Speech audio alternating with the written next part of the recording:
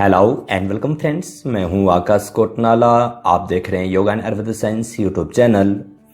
दोस्तों, आज का जो ये लेक्चर है हर बार की तरह फिर से आप सभी के लिए काफ़ी यूजफुल होने वाला है। आज हम यहाँ पर उपनिषद के ऊपर यहाँ पर चर्चा करने वाले हैं। जैसे कि आपने देखा है, इससे पूर्व लेक्चर में हमने उपनिषद के बारे में पूर्ण रूप से चर्चा की है। उपनिषद शब्द का तात्पर्य क्या है, उपनिषद किन्हें कहते हैं, या फिर उपनिषदों की संख्या कितनी है, वगैरह वगैरह के बारे में हमने बहुत अच्छे ढंग से जाना है। हो सकता है कि आपने वो लेक्चर देखा हो। आज हम यहाँ पर उपनिषद श्रृंखला का इसी टॉपिक को आगे बढ़ाते हुए आज हम यहाँ पर ईशावास्योपनिषद का यहाँ पर संपूर्ण परिचय यहाँ पर जानने वाले हैं। साथ ही साथ आप सभी को बता दें कि सिर्फ उपनिषद ही नहीं, योग के जितने भी ग्रंथ हैं, चाहे वो गैरण संहिता हो, हठ प्रतिपिका हो, श्रीमद् भगवद गीता हो, शिव संहिता हो, सिद्ध सिद्धांत पद्धति हो, जो कोई भी ग्रंथ आप योग में पढ़ते हैं वो सभी के सभी आपको चैनल पर दिए गए हैं। आप चैनल पर जा करके इन वीडियोस को देख सकते हैं, कुछ नया सीख सकते हैं। लगभग 400 प्लस लेक्चर आपको चैनल पर दिए जा चुके हैं। तो आज हम यहाँ पर उपनिषद श्रृंखला का यहाँ पर सेकेंड पार्ट यहाँ पर आप सभी के लिए यहाँ पर लेकर के आए हैं। वैसे तो मैं आप यहाँ पर बता दूं कि उपनिषदों के ऊपर हम मल्टीपल चॉइस क्वेश्चन यानी कि एमसीक्यू आपको पहले भी चैनल पर दे चुके हैं। हो सकता है कि आपने उन लेक्चर को भी देखा हो, लेकिन आज हम यहाँ पर परिचय यहाँ पर जानेंगे। तो यहाँ पर सर्वप्रथम हम यहाँ पर देख लेते हैं कि आज हम जो देखने वाले हैं, जो पढ़ने वाले हैं, सीखने वाले हैं, वह ईशावास्योपनिषद का संपूर्ण परिचय है। हम यहाँ पर परिचय को यहाँ पर जानेंगे। तो ईशावास्योपनिषद हम यहाँ पर देख रहे हैं। उपनिषद का तात्पर्य क्या होता है? देखो, दो चीजें हैं, एक है ईश और एक है उपनिषद, जिसको कि ईशोपनिषद भी कहा जाता है, ईशावास्योपनिषद भी कहा जाता है। तो उपनिषद शब्द का तात्पर्य क्या होता है, उपनिषद किसे कहते हैं, उपनिषद कितने हैं, ये सब के बारे में हम पहले भी चर्चा कर चुके हैं। इसको हम यहाँ पर रिपीट नहीं करने वाले। तो जब हम ईशावास्योपनिषद जब पढ़ते हैं तो ईशावास्योपनिषद का अगर जो हम परिचय देखते हैं तो आपको ध्यान में रखना है कि जो ईशावास्योपनिषद है यह उपनिषद श्रृंखला का प्रथम उपनिषद माना जाता है। मैंने आपको 10 उपनिषद बताए थे, ईशावास्योपनिषद, केनोपनिषद, कठोपनिषद, प्रश्नोपनिषद इत्यादि। मैंने आपको 10 उपनिषद बताए थे। लेकिन जब हम उपनिषद श्रृंखला के बारे में चर्चा करते हैं, उपनिषदों के बारे में चर्चा करते हैं, तो सर्वप्रथम जो उपनिषद हमें पढ़ने को मिलता है वह ईशावास्योपनिषद ही पढ़ने को मिलता है।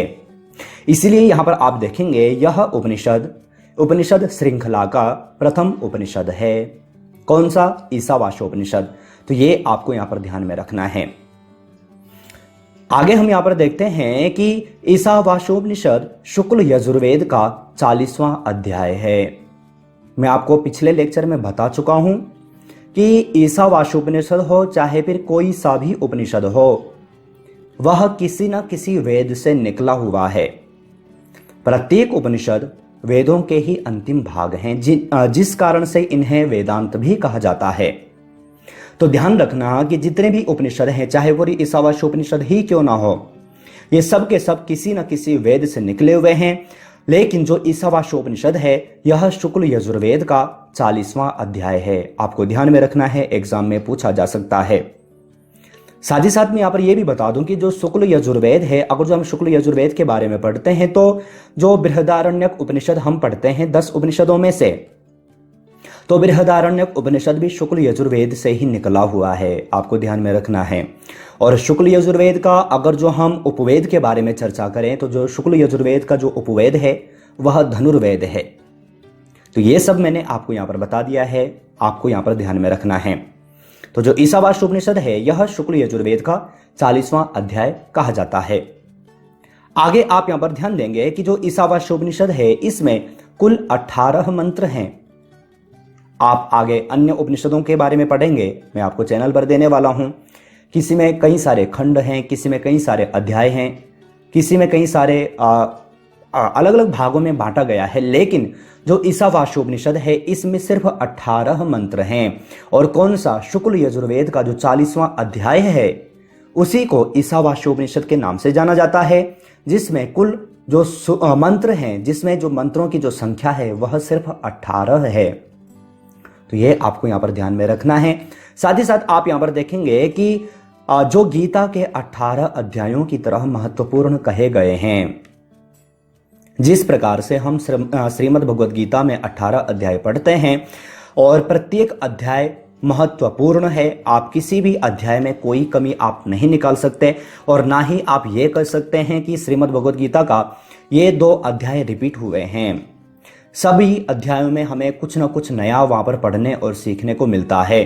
तो यहाँ पर भी वही कह रहे हैं कि जिस प्रकार से हम ईशावास्योपनिषद में 18 मंत्र पढ़ते हैं, उसी प्रकार से श्रीमद् भगवद गीता के जो 18 अध्याय हैं दोनों में समानता है। जिस प्रकार महत्वपूर्ण श्रीमद् भगवद गीता के 18 अध्याय हैं, उसी प्रकार से उतने ही महत्वपूर्ण ईशावास्योपनिषद के 18 मंत्र हैं। तो ये आपको यहाँ पर ध्यान में रखना है। याद रखें कि ये सभी आपको एग्जाम में पूछा जा सकता है और अगर जो आप एमए या फिर डिप्लोमा कर रहे हैं तो आपको याद होना चाहिए कि ये आपका एग्जाम के टॉपिक भी हैं। ईशावास्योपनिषद हो चाहे फिर कितने भी उपनिषद, कहीं पर 18 उपनिषद हम पढ़ते हैं, कहीं पर किसी किसी सिलेबस में हम 10 उपनिषद पढ़ते हैं। तो आप कितने भी उपनिषद पढ़ें तो ये आपको यूजीसी नेट के एग्जाम में तो पूछा ही जाता है, लेकिन आपके योग के सिलेबस में भी है। तो इसलिए आपको ये ध्यान में रखना है और आगे मैं इन उपनिषदों को और अच्छे ढंग से आपको समझाने वाला हूं। मुझे मालूम है उपनिषद से संबंधित चैनल पर लेक्चर कम है, इसलिए मैंने, क्योंकि 5 तारीख को यूजीसी नेट का एग्जाम है, तो उससे पूर्व में आपके जितने भी उपनिषद हैं इन सभी का मैं आपको चैनल पर लेक्चर देने वाला हूं।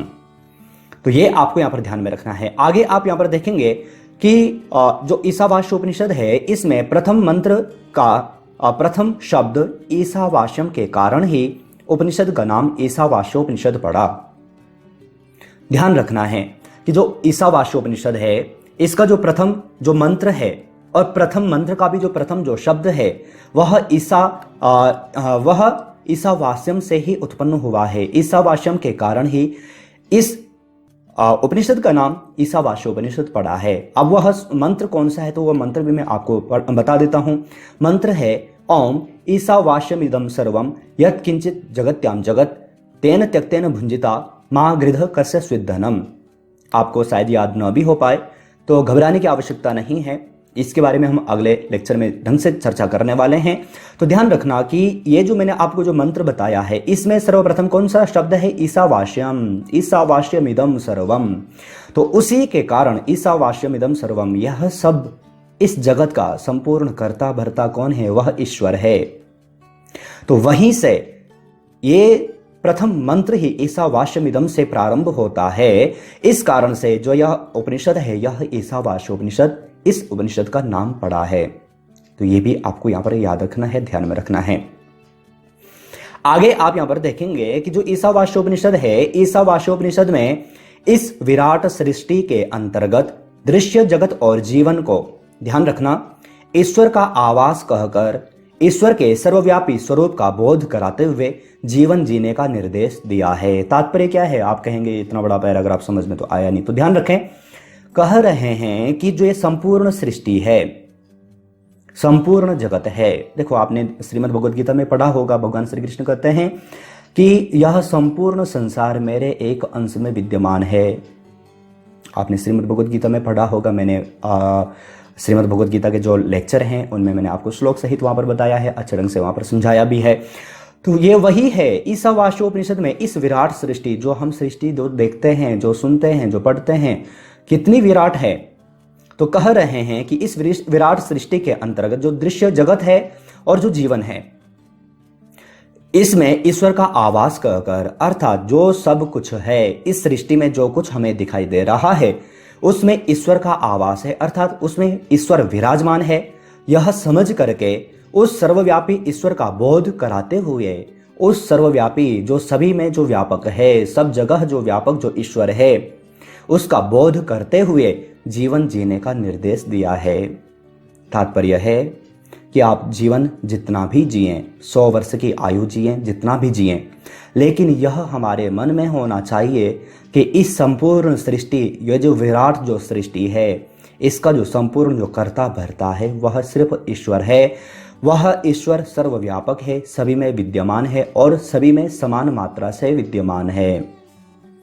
तो ये आपको यहाँ पर ध्यान में रखना है। यह मैंने आपको यहाँ पर ईशावास्योपनिषद का संपूर्ण परिचय यहाँ पर दे दिया है। साथ ही साथ यहाँ पर आपको और भी यहाँ पर जानना है कि जो ईशावास्योपनिषद है इसके अंतर्गत हमें क्या क्या पढ़ना होता है। तो सर्वप्रथम हमें यहाँ पर पढ़ना है जगत का स्वरूप, जगत कैसा है। तो अभी अभी मैंने आपको बताया ईशावास्यमिदं सर्वम, वह श्लोक इसी के अंतर्गत आता है जिसको कि हम अगले लेक्चर में अच्छे ढंग से चर्चा करने वाले हैं। आगे यहाँ पर है कर्मनिष्ठा की अवधारणा, ये भी हमें यहाँ पर पढ़ना होता है। तो कर्मनिष्ठा की अवधारणा अर्थात कर्म का स्वरूप, ईशावास्योपनिषद के अनुसार कर्म का स्वरूप क्या है ये हम यहाँ पर पढ़ेंगे। हमने गीता के अनुसार योग सूत्र के अनुसार पढ़ा है और मैंने आपको चैनल पर उनके सभी के लेक्चर भी दिए हैं। हो सकता है कि आपने उन लेक्चर को देखा हो, नहीं देखा है तो आप चैनल पर जाएं, चैनल पर देखें, कुछ नया सीखें। तो ये सब हमें यहाँ पर पढ़ना है। साथ ही साथ हम यहाँ पर पढ़ेंगे विद्या और अविद्या, विद्या और अविद्या के बारे में भी हमें ईशावास्योपनिषद में पढ़ना है। साथ ही साथ हम यहाँ पर आत्मभाव के बारे में पढ़ेंगे। तो ये सभी टॉपिक जो कि यूजीसी नेट के हैं आप याद रखें, और एमए के भी हैं। अगर जो आप किसी यूनिवर्सिटी में तो ये सब दिए गए हैं, तो ये सब के बारे में हम पढ़ेंगे। लेकिन इस लेक्चर में हम नहीं पढ़ पाएंगे क्योंकि लेक्चर काफ़ी लंबा होने वाला है, लेक्चर काफ़ी लंबा हो जाएगा। इनके बारे में हम अलग अलग टॉपिक, अलग अलग लेक्चर आप सभी को चैनल पर देने वाले हैं। लेकिन उससे पूर्व आप सभी को बता दें कि जितने भी जो उपनिषद हैं, मुख्य उपनिषद हैं, सबका परिचय मैं आपको यहाँ पर देने वाला हूँ और पूर्व में भी दे चुका हूँ। अब आज हमने यहाँ पर संपूर्ण परिचय यहाँ पर ईशावास्योपनिषद का जाना है। साथ ही साथ आप सभी जानते हैं कुछ प्रश्नोत्तरी सीरीज आपको चैनल पर दी जाती हैं जिनके सही आंसर आपको वीडियो के कमेंट बॉक्स में देने होते हैं। तो प्रथम प्रश्न आप सभी के लिए यहाँ पर है, निम्नलिखित में से उपनिषद में सद का तात्पर्य है बैठना, निकट, श्रद्धा या फिर कोई नहीं। तो मैंने पिछले लेक्चर में आपको बताया है उपनिषद शब्द का तात्पर्य मैंने आपको बताया है। तो सही आंसर क्या है आपको छांट करके वीडियो के कमेंट बॉक्स में भेजना है। दूसरा प्रश्न आप सभी के समक्ष यहाँ पर है, निम्नलिखित में से ईशावास्योपनिषद में वर्णन किया गया है विद्या का, अविद्या का, उपरोक्त दोनों, कोई नहीं। तो हमें ईशावास्योपनिषद में किसके बारे में पढ़ने को मिलता है आपको सही आंसर छांट करके वीडियो के कमेंट बॉक्स में भेजना है और अभी अभी मैंने आपको बताया भी है। तीसरे प्रश्न की ओर यहाँ पर चलते हैं। तीसरा प्रश्न यहाँ पर है, निम्नलिखित में से ईशावास्योपनिषद में श्लोकों की संख्या है 10, 18, 108, कोई नहीं। तो ईशावास्योपनिषद में कितने श्लोक हमें पढ़ने को मिलते हैं, श्लोक यहाँ पर लिया है लेकिन यहाँ पर मंत्र हैं, कितने मंत्र हमें पढ़ने को मिलते हैं आपको सही आंसर छांट करके वीडियो के कमेंट बॉक्स में भेजना है। साथ ही साथ आप सभी को बता दें कि चाहे उपनिषद हो चाहे योग के लगभग 10 से 15 ग्रंथों से संबंधित इसी प्रकार से प्रश्नोत्तरी सीरीज की हमने 2 बुक चैनल की ओर से यहाँ पर पब्लिश की हैं। एक में आपको 500 प्लस MCQ मिल जाते हैं, एक में आपको 1000 प्लस MCQ मिल जाते हैं। दोनों ई बुक फॉर्मेट में हैं।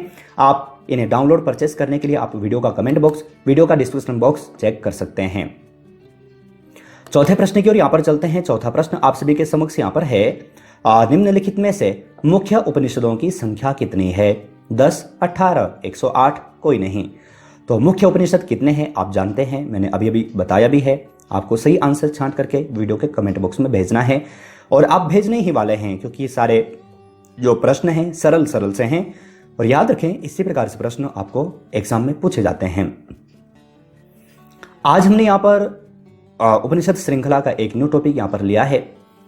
साथ ही साथ उन छात्रों को बता दें जो छात्र चैनल पर किसी भी एग्जाम की खास तैयारी करना चाहते हैं, आप जैसे ही चैनल पर जाएंगे, ज्वाइन बटन पर क्लिक करेंगे तो आपको कुछ प्लान यहाँ पर नजर आ जाएंगे। छोटे से छोटा प्लान भी आप यहाँ पर देख सकते हैं, 29 का भी प्लान यहाँ पर है।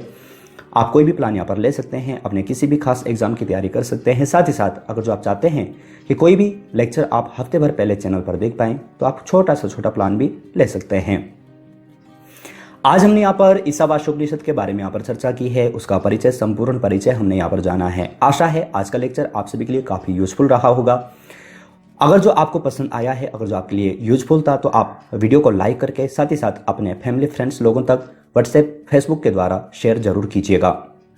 इसी प्रकार से न्यू टॉपिक, न्यू लेक्चर के साथ में आप सभी से फिर से मुलाकात होगी, लेकिन तब तक आप अपना और अपनी फैमिली का बहुत ख्याल रखिएगा। बाय।